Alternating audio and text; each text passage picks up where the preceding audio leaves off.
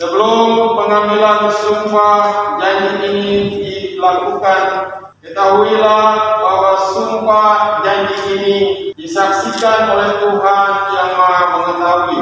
Terhadap notaris, dia kan melakukan akta pendirian badan hukum berkaitan dengan pembentukan yayasan, firma, perkumpulan, organisasi-organisasi badan hukum lainnya termasuk ormas.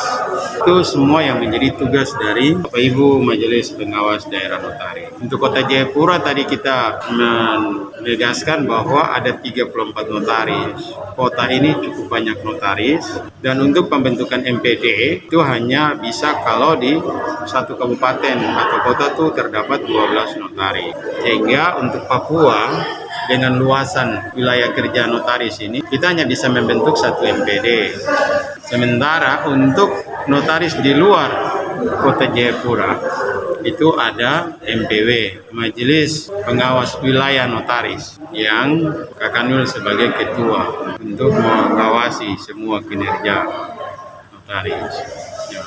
Memang yang sekarang kita jaga itu berkaitan dengan banyaknya penggunaan pendirian badan hukum yang di dalamnya mereka menyembunyikan kekayaan tertentu yang bisa dilakukan untuk pendanaan teroris, narkoba, tapi juga kejahatan-kejahatan transnational crime lainnya.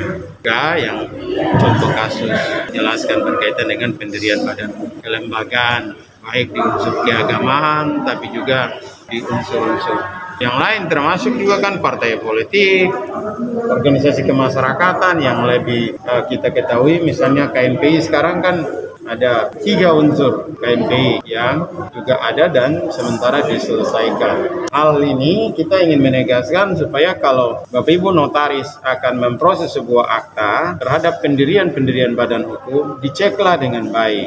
Jangan sampai implikasi dari lahirnya sebuah akta itu untuk perubahannya kan dia membutuhkan waktu dan proses yang tidak mudah, karena dia sudah bagian dari pencatatan akta hukum yang memiliki prosedur dan tahapannya, harus memiliki beberapa pemeriksaan lagi, dan tentu dengan dampak akta itu dia bisa berakses terhadap dampak hukum sendiri dan juga berdampak sosial.